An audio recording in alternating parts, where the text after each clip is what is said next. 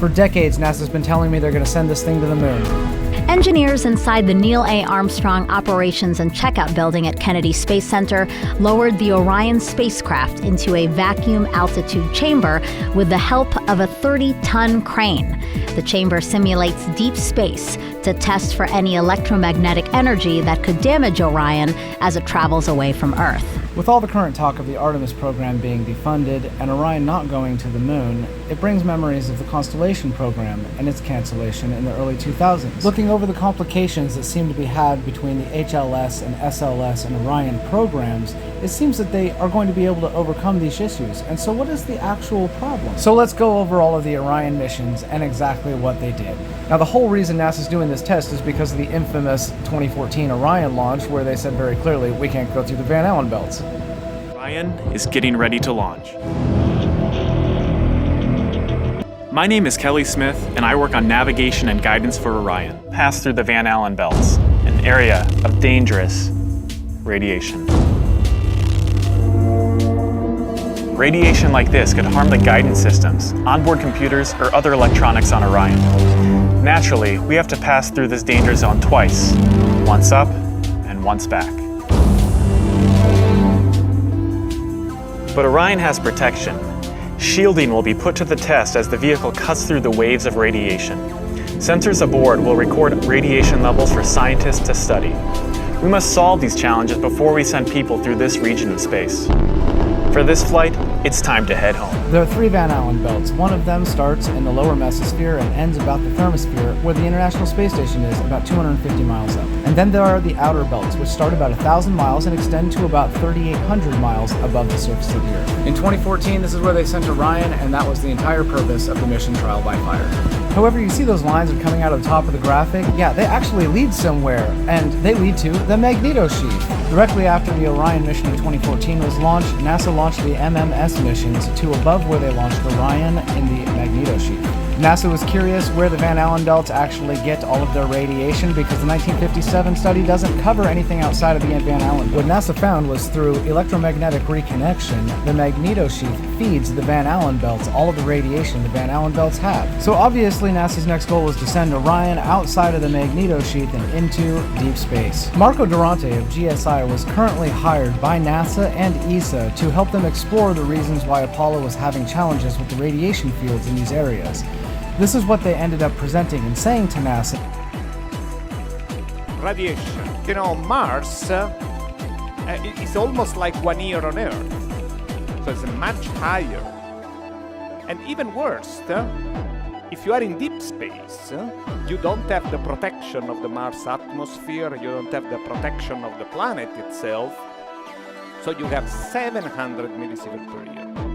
700 millisieverts per year in deep space as compared to 1 millisievert per year on Earth. But radiation in space is heavy ions, iron, these exotic particles, very heavy, very densely ionizing. We say this is a beautiful image that you see. What you see here, this one is a human cell. This is a human nucleus, so you know it's 10 microns approximately, and these 2 lines that you see here are 2 iron ions that you don't find in space. I'm sorry, that you find in space but not on Earth, except in Darmstadt at GSI where we have it, going through the cells and making damage to the DNA. What do we know about this radiation? We really don't know much because we don't know it enough. So in 2023, NASA launched Orion again under a new title, Artemis 1, to just outside of the magnetosheath, outside of the bow shock of the magnetosphere, to test deep space radiation and see what we might need to protect our astronauts and our crafts there. Artemis 1 is scheduled to launch in August. If it does, Brian Onate's team will have a few experiments aboard. We're flying seeds, we're flying algae, yeast, fungi, and basically this is going to be our first time to look at the effects of radiation in that deep space environment and how does it affect biological specimen. Space radiation is a mix of high-energy, heavy-charged particles that originate from the sun. To put things in perspective, 1 year of Earth exposure to cosmic rays is equivalent with 1 day of space radiation exposure in deep space.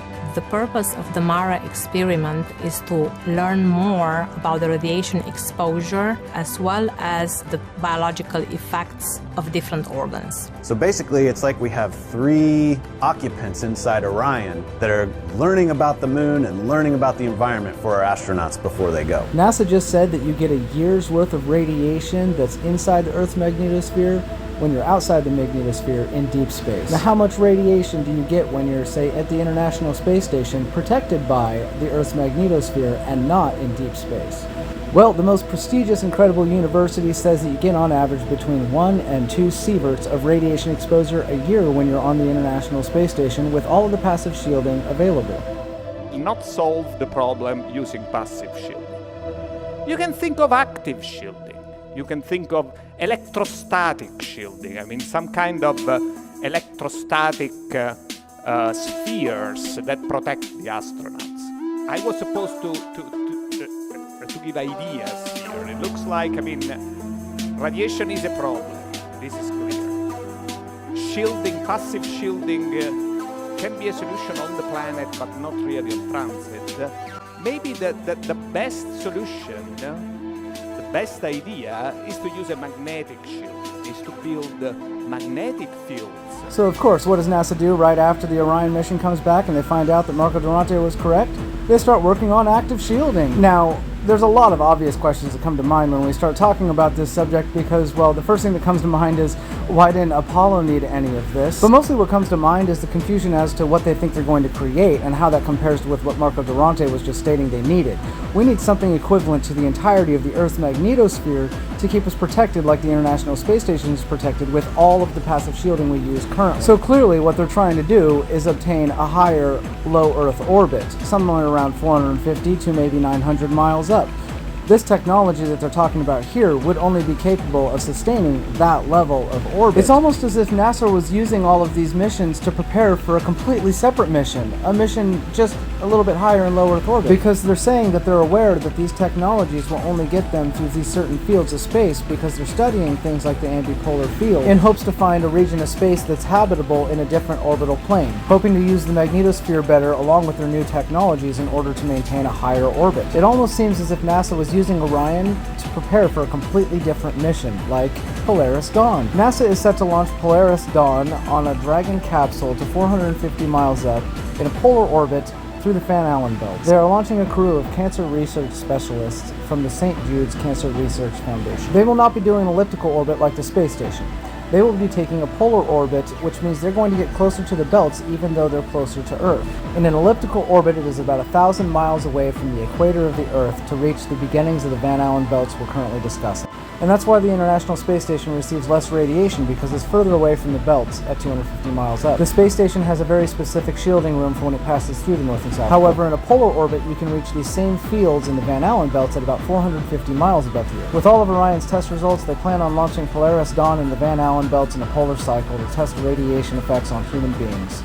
Right here, these 4 people are going to space next week, and they will go farther away from Earth than any astronauts since the final Apollo mission. Yeah, soaring 3.5 times higher than the International Space Station is one of the bold moves of Polaris Dawn. News 6's James Barbera will be there for the launch Tuesday morning. He joins us now with the details of those daring milestones. As a research chemist, Dr. Ken Kramer is very familiar with the dangers of space like radiation. Ken can tell us more about SpaceX preparing for this mission, boldly going higher in Dragon than ever before, Ken. What sorts of things do they have to look out for?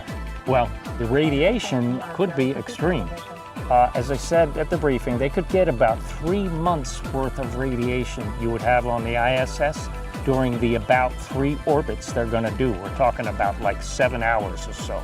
So that's a lot of radiation in a short amount of time. And radiation obviously can be deadly. It could cause cancer. It could cause all kinds of diseases. So you got to protect the astronauts as well as the Crew Dragon, because radiation could impact the spacecraft systems, and then they can't get home either. Ken and I were at that briefing Monday at Kennedy Space Center, which he just mentioned. We heard from Jared Isaacman, the commander of Polaris Dawn. Here he is talking more about the risks associated with this bold objective. When you go higher into space, that comes with all sorts of potential challenges. You're putting a lot of energy into a vehicle, then you take it out. But there's other realities when you're up there too, which is a completely different micrometeorite orbital debris environment. So a lot of smart people at SpaceX figured out the optimal times for us to launch, which is why we have that launch window. And currently that launch window opens at 3:38 in the morning on Tuesday. The launch has been delayed 24 hours since the briefing Monday. If anything changes again, we'll update you on News 6 and clickorlando.com. If not, rejoin us here at the Space Center at 11 o'clock Monday night as our team coverage of the countdown begins. That rocket, as you can see, remains on the launch pad this morning, and it will be there for at least a couple more days. News 6's Eric Von Aken explains why and what comes next for the historic flight.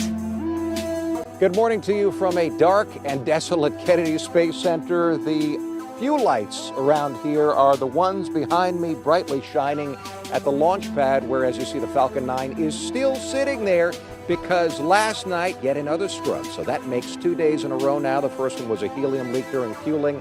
The second one last night was because of what SpaceX calls unfavorable weather conditions. So maybe you're saying to yourself, why is SpaceX even looking ahead to the end of the mission when this rocket's still sitting on the launch pad? Reason is because these 4 commercial astronauts are doing 2 things that either hasn't been done in a long, long time or has never been done. First of all, they're going straight up 3 times higher than the International Space Station. Well, the second thing, and this is where splashdown matters, is they're doing a spacewalk, the first ever non-governmental spacewalk with these 4 commercial astronauts. Because all 4 of them and the capsule will be exposed to the vastness of space and the vacuum of space, they need to pre-breathe oxygen for about 2 days. So as soon as they lift off, basically trying to get rid of the nitrogen in their bloodstream, much like divers do to avoid decompression sickness, the bends. So because they're using all that oxygen, they only have about 5 or 6 days worth of oxygen on board this capsule. That's why SpaceX looking ahead 5 days to make sure that when that oxygen runs out, they can come home and they can land without big waves in the ocean off the coast of Florida. Now this aired on August 28th, and I'm not entirely convinced that they're talking about Earth weather here because, well, the chances are very slim that there was going to be anything happening. However, in space, as you can see, things were definitely happening. And well, as the time passed on Earth, the chances were very slim, but in space, things just kept getting worse and worse and worse. And so on Earth, it's all right. They got good chances. But then you look at the stars and you look at the sun and you're like, maybe they'll get more radiation than they're expecting. So while I patiently wait for NASA to launch the Polaris Dawn mission with the Dragon and give me back the results of the radiation fields there, I get to hear about NOAA and everybody else talk about why solar storms are greater than we ever expected, and maybe we can't get to the moon unless we're all working together. And all of this to me just sounds like the Constellation program that became Trial by Fire that is now Artemis that is being defunded for SpaceX's new project. So far that is why Boeing has not been able to take the Artemis program to the moon, and why SpaceX and NASA and everyone has continued to fail to leave low Earth orbit. It seems to be a radiation problem. Whether anyone wants to admit that or not outside of NASA, that's clearly what they're working on and nothing else. It seems that every time they find themselves unable to solve these challenges that are presented with radiation and the fields around them, they end up just defunding the missions. Maybe I'm just jaded because they've been promising me this moon landing with Orion for the past 20 years. Be sure to check out the space race on Facebook, and www.nasadebunker.com will take you to a great place to get information about all the reasons why we don't leave low Earth orbit. Now go learn about the magnetosphere some more, and thanks for watching.